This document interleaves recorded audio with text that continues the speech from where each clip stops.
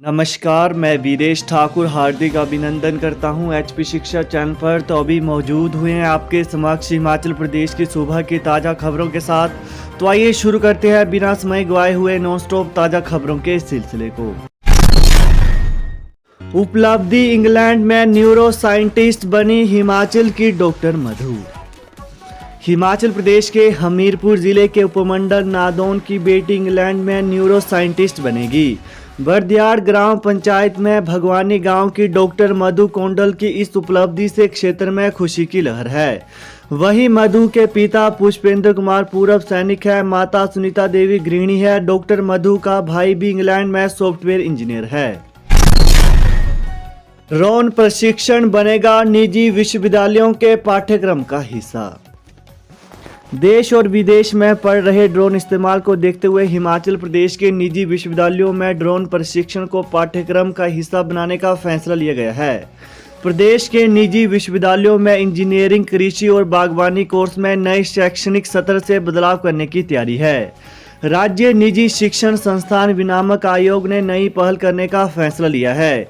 वहीं प्रदेश के सभी निजी विश्वविद्यालयों से 1 माह के भीतर इस बाबत तैयारियों को लेकर रिपोर्ट मांगी गई है।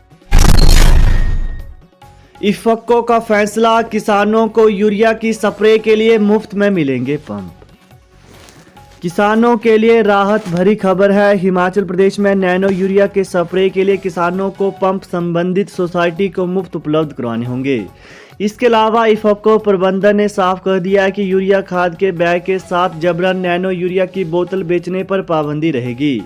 इफको के राज्य विपणन प्रबंधक सुधीर मान ने कहा कि केंद्र सरकार हिमाचल सहित अन्य राज्यों में नैनो यूरिया की आम किसानों में लोकप्रिय बनाने के लिए जागरूक कर रही है। वहीं यूरिया खाद में सरकार को एक बैग में 1000 से 1500 रुपए तक का उपदान देना पड़ रहा है। 45 किलो खाद का बैग 240 रुपए में बेचा जाता है, जबकि आधा लीटर की नैनो यूरिया 240 रुपए में बेची जा रही है। कमरूनाग के आगमन से महाशिवरात्रि मेले के कारण शुरू उमड़ा जनसैलाब। बड़ा देव कमरूनाग के आगमन के साथ पिछले कल छोटी काशी मंडी में महाशिवरात्रि मेले के कारण शुरू हो गए। दोपहर करीब 3 बजे लाभ लश्कर के साथ बड़ा देव मंडी पधारे। मंडी शिवरात्रि का शुभारंभ 2 मार्च को मुख्यमंत्री जयराम ठाकुर करेंगे। वहीं 8 मार्च को समापन राज्यपाल राजेंद्र विश्वनाथ आलेकर करेंगे। नगर निगम चुनाव में आप भी आजमाएगी किस्मत, 41 वार्डों में उतारेगी प्रत्याशी। आम आदमी पार्टी इस बार नगर निगम चुनाव में भी किस्मत आजमाएगी। शिमला नगर निगम के 41 वार्डों में प्रत्याशी उतारे जाएंगे। आम आदमी पार्टी की रविवार को बैठक हुई। भाजपा और कांग्रेस के नगर निगम में जिन पार्षदों को पार्टी से टिकट और समर्थन नहीं मिलेगा, उन पर आम आदमी पार्टी की नजर है। पार्टी ने कहा कि साफ छवि वाले लोगों के लिए पार्टी के द्वार खुले रहेंगे। नगर निगम के चुनाव अप्रैल महीने में प्रस्तावित हैं। रशिया यूक्रेन युद्ध, सीएम जयराम बोले हिमाचल के 317 विद्यार्थी अभी यूक्रेन में फंसे। मुख्यमंत्री जयराम ठाकुर ने कहा कि हिमाचल प्रदेश के 317 विद्यार्थी अभी भी यूक्रेन में फंसे हैं। प्रत्येक विद्यार्थी को सकुशल घर वापस लाने के प्रयास किए जा रहे हैं। पिछले कल मुख्यमंत्री ने यूक्रेन में फंसे विद्यार्थियों और उनके माता पिता से वर्चुअल बातचीत की। मुख्यमंत्री ने कहा कि यूक्रेन में फंसे लोगों से समुचित समन्वय के लिए राज्य सरकार ने एक हेल्पलाइन नंबर स्थापित किया है। हेल्पलाइन पर अब तक 218 लोगों ने पंजीकरण करवाया है। अब तक हिमाचल प्रदेश के 102 विद्यार्थी भारत पहुंच चुके हैं। वहीं मुख्यमंत्री ने कहा कि यूक्रेन में फंसे विद्यार्थियों की सकुशल स्वदेश वापसी के लिए राज्य सरकार हर संभव प्रयास कर रही है। अधिसूचना जारी, हिमाचल में गुटखा तंबाकू पर प्रतिबंध की अवधि 1 साल और बढ़ी। हिमाचल प्रदेश सरकार ने गुटखा और तंबाकू पर प्रतिबंध की अवधि को 1 साल और बढ़ा दिया है। स्वास्थ्य विभाग की ओर से इसकी अधिसूचना जारी की गई है। आदेशों में 1 साल तक गुटखा, पान मसाला, सुपारी जैसे पदार्थों पर रोक लगाई गई है। वहीं खुली सिगरेट पर भी रोक रहेगी। बीओडी की बैठक में फैसला, डेवलपमेंट प्लान की मंजूरी मिलने पर जाठिया देवी में कॉलोनियां बनाएगा हिमुडा। शिमला डेवलपमेंट प्लान को स्वीकृति मिलने पर हिमाचल प्रदेश आवास एवं शहरी विकास प्राधिकरण हिमुडा जाठिया देवी में कॉलोनियां बनाने का काम शुरू करेगा।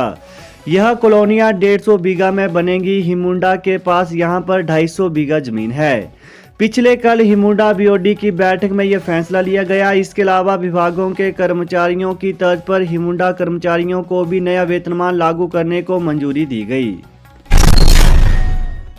हिमाचल में एक और संक्रमित की मौत, 217 नए पॉजिटिव मरीज। हिमाचल प्रदेश में पिछले कल जिला कांगड़ा में एक कोरोना पॉजिटिव मरीज की मौत हुई है। वहीं प्रदेश में 217 नए कोरोना पॉजिटिव मामले सामने आए हैं। कोरोना की जांच के लिए प्रदेश में 3,819 लोगों के सैंपल लिए गए। प्रदेश में 88 संक्रमित स्वस्थ होने से सक्रिय मरीजों का आंकड़ा 1014 रह गया है। शिक्षा मंत्री गोविंद सिंह ठाकुर बोले, शिक्षण संस्थानों में कोरोना बंदिशें और होंगी कम। शिक्षा मंत्री गोविंद सिंह ठाकुर ने बताया कि हिमाचल प्रदेश के शिक्षण संस्थानों में लगी बंदिशें और कम की जाएंगी। कोरोना संक्रमण के मामलों में कमी आई है। स्कूल कॉलेजों में विद्यार्थियों की संख्या बढ़ी है। ऐसे में आने वाले दिनों में बंदिशों को कम करने के लिए सरकार विचार करेगी। वहीं आपको बता दें कि स्कूलों में प्रार्थना सभा, खेल गतिविधियों पर रोक के अलावा अभी कक्षाओं में क्षमता के हिसाब से 50% विद्यार्थी ही बिठाए जा रहे हैं। वहीं पिछले कल राज्य सचिवालय में पत्रकारों से अनौपचारिक बातचीत में शिक्षा मंत्री गोविंद सिंह ठाकुर ने कहा कि जेवीटी भर्ती का परीक्षा परिणाम कर्मचारी चयन आयोग हमीरपुर को जारी करने के निर्देश दे दिए गए हैं। हाईकोर्ट से आए फैसले पर विधि विभाग से चर्चा के बाद आयोग को जल्द भर्ती परीक्षा परिणाम निकालने को कहा गया है।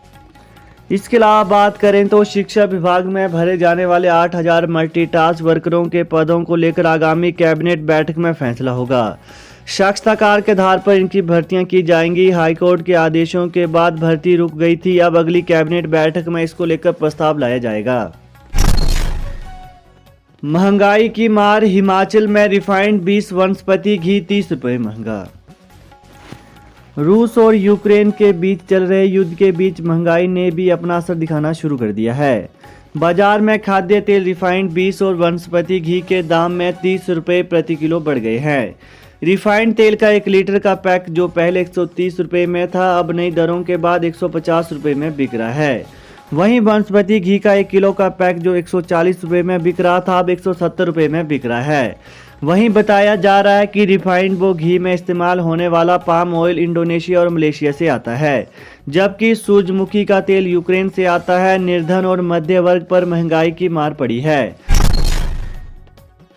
बजट भाषण से ठीक पहले सीएम जयराम ने बुलाई कैबिनेट बैठक, ओपीएस मुख्य मुद्दा। सीएम जयराम ठाकुर ने विधानसभा में बजट पेश करने से ठीक एक दिन पहले कैबिनेट की बैठक बुलाई है। यह बैठक 3 मार्च को हिमाचल प्रदेश विधानसभा सचिवालय में दोपहर बाद होनी है, जिसमें कई अहम मुद्दों पर चर्चा होनी है। हालांकि जयराम सरकार पिछले कुछ माह से लगभग हर वर्ग का विरोध झेल रहे हैं। सबसे बड़ा मुद्दा इस समय पुरानी पेंशन बहाली का चल रहा है। इन सारे मुद्दों पर 3 मार्च को बुलाई बैठक में चर्चा होना संभव है। वहीं 4 मार्च को सीएम जयराम ठाकुर अपने कार्यकाल का आखिरी बजट पेश करने जा रहे हैं। तो ये थे सुबह के कुछ मुख्य समाचार। तो ताज़ा खबरों को पाने के लिए चैनल को जरूर सब्सक्राइब करें। Thanks for watching. जय हिंद, जय हिमाचल।